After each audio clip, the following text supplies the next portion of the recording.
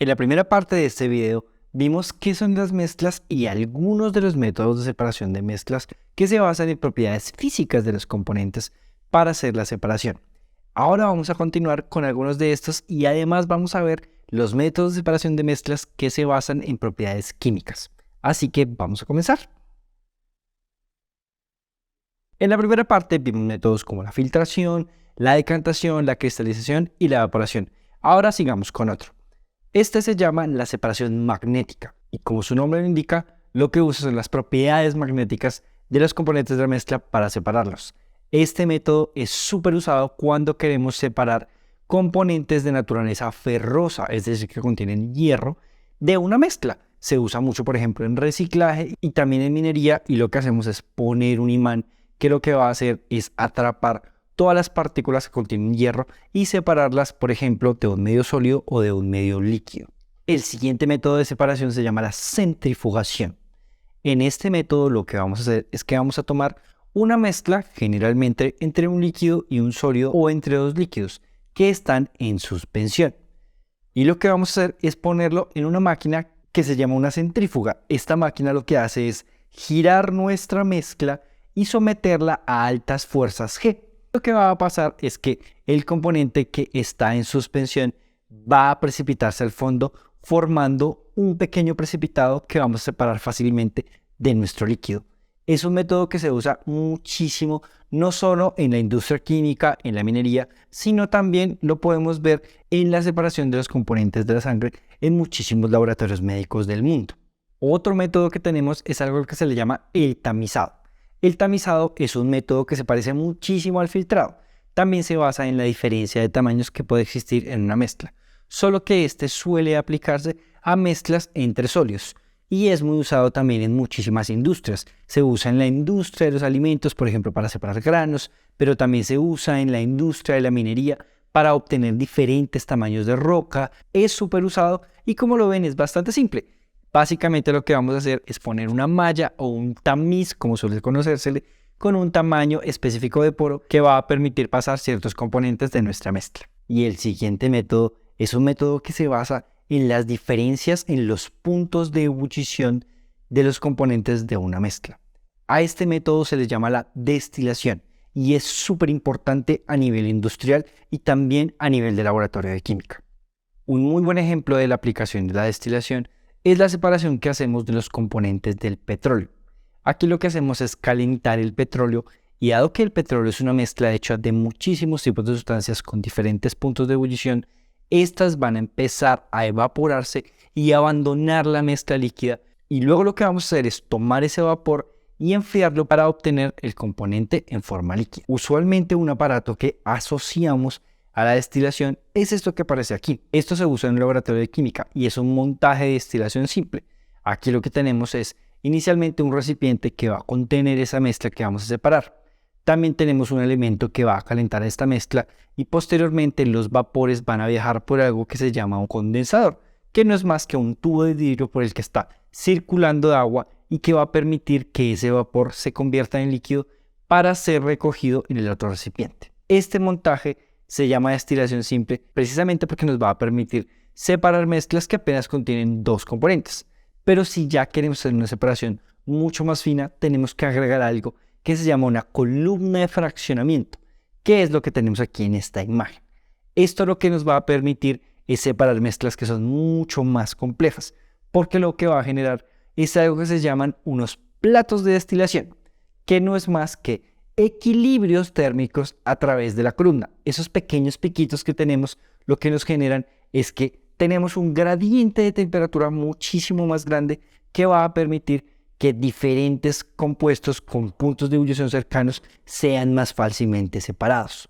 Pero claro, si ya no estamos hablando del laboratorio de química, sino que estamos hablando de una planta industrial, pues ya no se usan estas cosas que acabamos de ver. Lo que se usan es algo que llamamos unas torres de destilación. Estos son equipos o tubos muy grandes que se parecen mucho a la columna de destilación que les acabo de mostrar, pero a nivel industrial y tienen exactamente la misma función. Cada una de las secciones de estas torres de destilación va a generar una temperatura diferente en donde los diferentes componentes de nuestra mezcla van a ser separados. La destilación es importante no solo en la industria petrolera, sino también en toda la industria química, porque es la base de la obtención de muchísimos productos químicos. Pero también es la base de la obtención de la industria de los licores y también en la obtención de muchísimos medicamentos. Los métodos que mencionamos en la primera parte de este video y los que les acabo de mencionar son métodos que se llaman métodos de separación de mezclas físicos, porque, como lo mencioné, basan su separación en propiedades físicas de los componentes de las mezclas.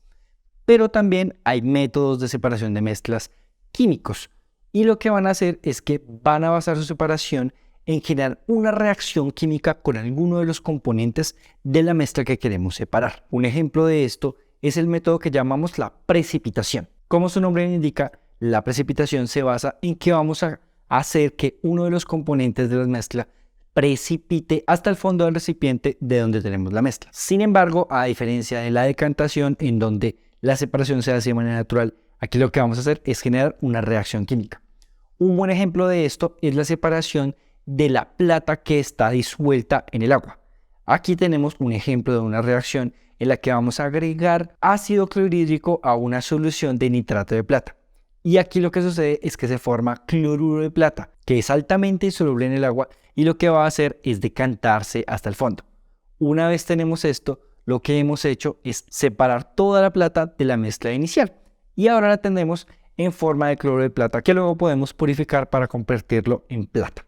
Pero otro muy buen ejemplo de precipitación es el que tenemos con la separación de los componentes de la leche. Por ejemplo, cuando adicionamos jugo de limón a un vaso de leche y esperamos un tiempo, lo que sucede es que los componentes se separan. Esto es porque el ácido cítrico que contiene el jugo de limón produce un descenso de pH en el vaso de leche, haciendo que las proteínas se aglutinen y por lo tanto precipiten al fondo del vaso. También la precipitación por reacción química es muy aplicada en la limpieza de aguas, en un proceso que se llama floculación. Aquí lo que hacemos es que tenemos una gran cantidad de agua contaminada con lodos y lo que hacemos es agregar cloruro de aluminio, que lo que genera es un ambiente cargado dentro del agua que hace que todos estos lodos se agrupen como pasaba en la leche y así formen gránulos muy pesados que van a tender a decantar y quedarse en el fondo de nuestro recipiente. En fin, este método tiene demasiadas aplicaciones en laboratorios de síntesis orgánica, inorgánica, síntesis de medicamentos, obtención de polímeros y muchísimas aplicaciones más. Otro método de separación de mezclas que basa su principio en una propiedad química son los métodos que llamamos métodos electroquímicos. Aquí lo que hacemos es que pasamos una corriente eléctrica a través de esa mezcla que queremos separar. Usualmente se usa para líquidos que contienen sustancias que son susceptibles de sufrir reacciones químicas cuando se les pasa una corriente eléctrica. Un muy buen ejemplo de esto es la separación de metales en minería. Por ejemplo, si tenemos una solución que contiene plata, podemos poner en ella 2 electrodos y pasar una corriente eléctrica. Lo que va a hacer esto es que los iones plata que están en solución van a reducirse, es decir, van a convertirse en plata metálica y se van a acumular en uno de los 2 electrodos. Este método también es muy usado en la industria del reciclaje de objetos electrónicos, en donde podemos hacer un lavado o un ataque químico a los componentes electrónicos y posteriormente con los líquidos que obtenemos de ese lavado obtener los metales como el cobre y el oro.